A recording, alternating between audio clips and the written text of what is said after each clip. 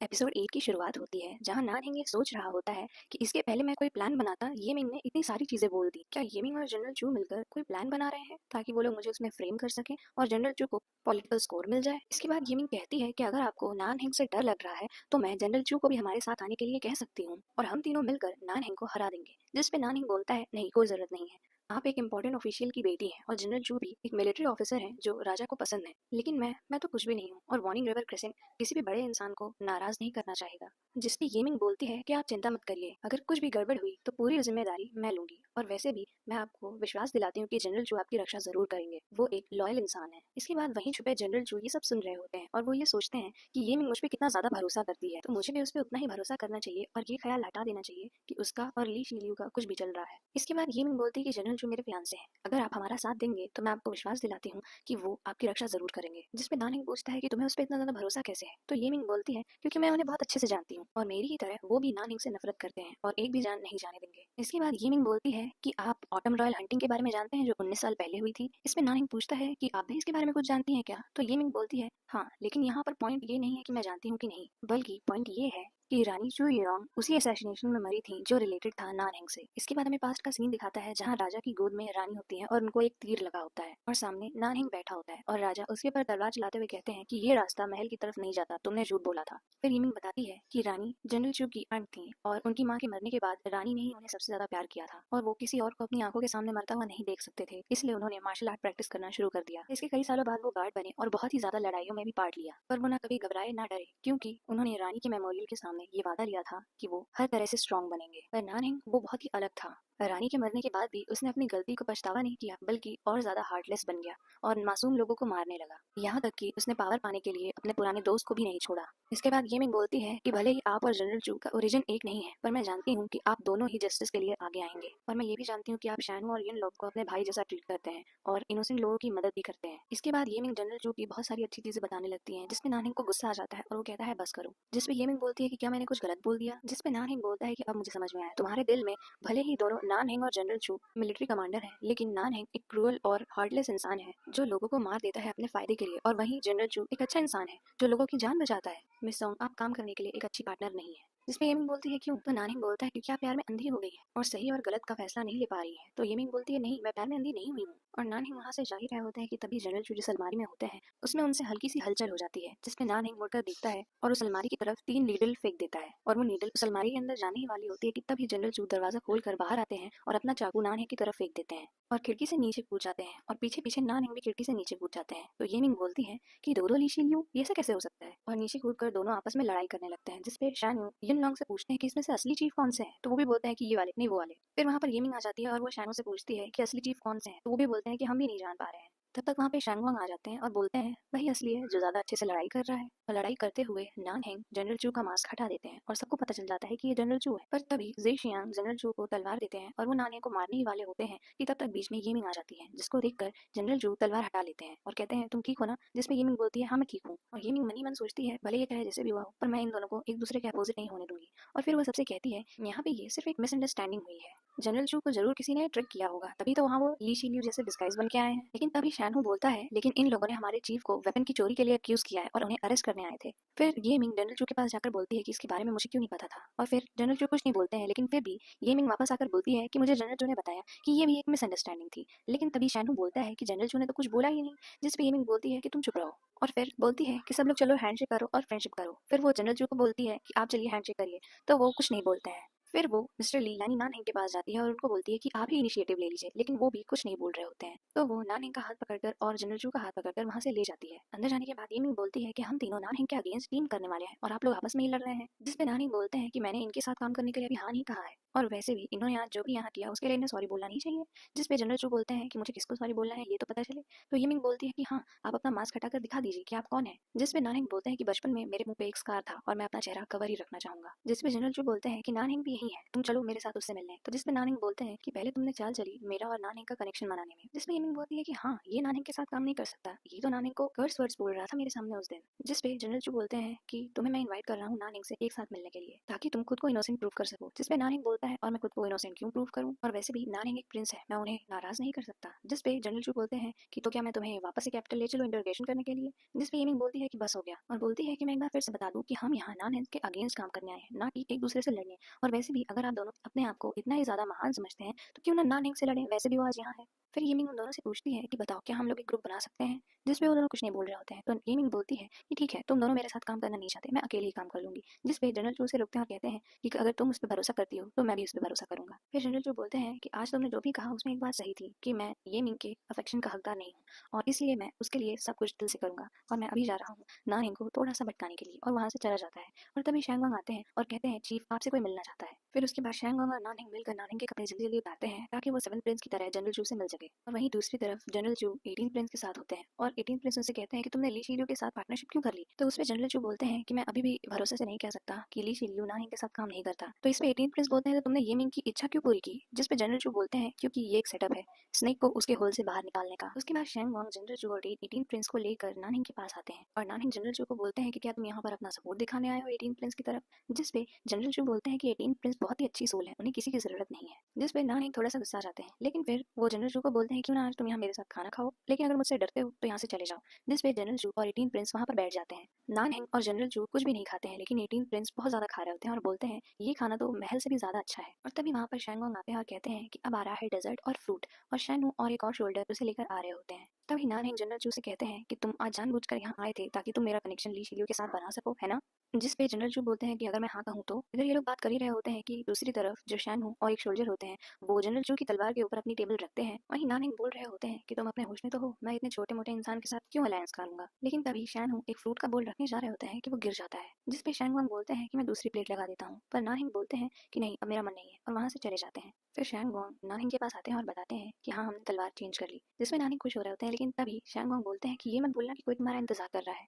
पर इस पे नानहिंग कुछ नहीं बोलते हैं, फिर अचानक भागने लगते हैं और उनके पीछे पीछे शैंगवांग भी भागने लगते हैं।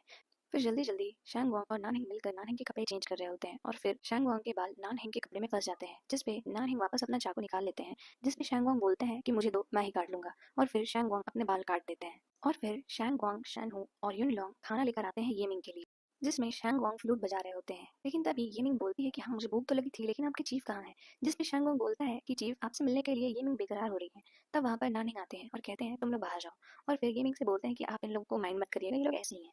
जिसपे येमिंग बोलती है कि आपके दोस्त बहुत ही अच्छे हैं। फिर तभी येमिंग बोलती है कि आपने अभी तक मेरा गिफ्ट नहीं खोला, ये लीजिए खोलिए। और वो उनको बॉक्स थमा देती है। गिफ्ट खोलने पर उसमें एक मास्क होता है जो सिर्फ नाक तक होता है, व्हाइट और रेड कलर का। इसमें नानहिंग सोचते हैं कि ये कैसा गिफ्ट है, लेकिन तभी येमिंग पूछती है कि ये क्यूट है ना, और बोलती है कि भले ही आप पॉलिटिक्स में इन्वॉल्व हो या नहीं, लेकिन मैं आपको बस थैंक यू बोलना चाहती थी मेरी जान बचाने के लिए। इस पे नानहिंग यूर वेलकम बोलते हैं, और तभी वहाँ पर जनरल चू आ जाते हैं और येमिंग उनसे पूछती है कि तुम तो नानहिंग के साथ थे। तो जिसपे जनरल चू बताते हैं कि वो चला गया, और बोलते हैं कि चलो मैं भी तुम्हें घर छोड़ देता हूँ, देर हो गई है। जिसपे येमिंग बोलती है कि डिनर अभी लग गया है और मैंने खाया भी नहीं है। जिसपे जनरल चू बोलते हैं कि तुम्हारे पापा परेशान हो रहे हैं, और ये कहकर येमिंग का हाथ पकड़कर वहां से ले जा रहे होते हैं कि येमिंग कहती है कि मैं फिर कभी बात करती हूँ मिस्टर ली, और वहां से चली जाती है। फिर वहां फुगुई को दिखाया जाता है कि वो 18 प्रिंस से पूछ रहे हैं कि आपने 7 प्रिंस को देखा। तो 18 प्रिंस फुगुई से कहते हैं कि तुम्हें शर्म नहीं आती, तुम इतने बड़े हो गए लेकिन अभी भी मिट्टी से खेलते हो। जिसपे फुगुई बोलते हैं कि मैं मिट्टी से नहीं खेल रहा था, वो तो कोई इंसान था जिसने मेरे सर पर वो फूल का गमला गिरा दिया। और बोलता है कि क्या आपने 7 प्रिंस को देखा। फिर बोलता है कि रहने दीजिए, आप लोग से पूछना बेकार ही था। फिर 7 प्रिंस के मेंशन में दिखाया जाता है कि नान हैंग एक लेटर खोलता है जो कि सेंसर याओ ने दिया होता है। फिर उसके बाद 1 घंटे पहले का सीन दिखाया जाता है कि सेंसर याओ नानहिंग को आकर बताते हैं कि जनरल चू को लालटेन फेस्टिवल की सारी जिम्मेदारी संभालने के लिए दिया गया है राजा के द्वारा, और अगर वो ये जिम्मेदारी संभालने में सक्सेसफुल हो गए तो उनके लिए लोगों का प्यार और भी ज्यादा बढ़ जाएगा। जिसपे सेंसर याओ बोलते हैं कि रात दिन जग कर मैंने एक प्लान बनाया है, आपकी इजाजत हो तो कल मैं राजा के सामने ये प्रस्ताव रखूंगा कि जनरल चू को इस पद से हटा दिया जाए, और फिर जनरल चू और उनके आदमी पर हम लोग अटैक कर देंगे जब तक वो लोग हार नहीं मान लेते। जिसमें नानिंग कुछ नहीं बोल रहा होता है, तो सेंसर याओ बोलते हैं कि अगर ये इस चीज में कामयाब हो गया तो राजा इसको प्रमोट कर देंगे और हो सकता है आर्मी लीड करने का भी मौका दे दे, और ऐसे जनरल जो और पावरफुल हो जाएंगे और फिर 18 प्रिंस की मदद करेंगे, और ऐसे अगर हुआ तो आपका सपना कामयाब कभी नहीं हो पाएगा। जिसमें नानिंग बोलते हैं कि चुप रहो, मेरी इजाजत के बिना कोई कुछ नहीं करेगा। फिर नानिंग वहां पे पड़े उस मास्क को देखता है जो येमिंग ने उसे दिया था। फिर उसे देखता है और फिर बगल में पड़े एक बॉल में पानी में डाल देता है। फिर दूसरे दिन कोर्ट में राजा बोल रहा होता है कि अगर किसी को कोई आपत्ति नहीं है तो कैपिटल प्रीफेक्ट यानी जनरल चू को मैं लालटेन फेस्टिवल की जिम्मेदारी देता हूँ। लेकिन तभी वहाँ सेंसर याओ आ जाते हैं और बोलते हैं कि मुझे आपत्ति है, और कहते हैं कि भले ही जनरल चू प्रीफेक्ट है लेकिन वो इस जॉब के लिए अच्छे इंसान नहीं है, और बोलते हैं कि इस एडिक्ट को विड्रॉ किया जाए, जिसपे बहुत वहाँ लोग रहते हैं जो सहमति जताते हैं।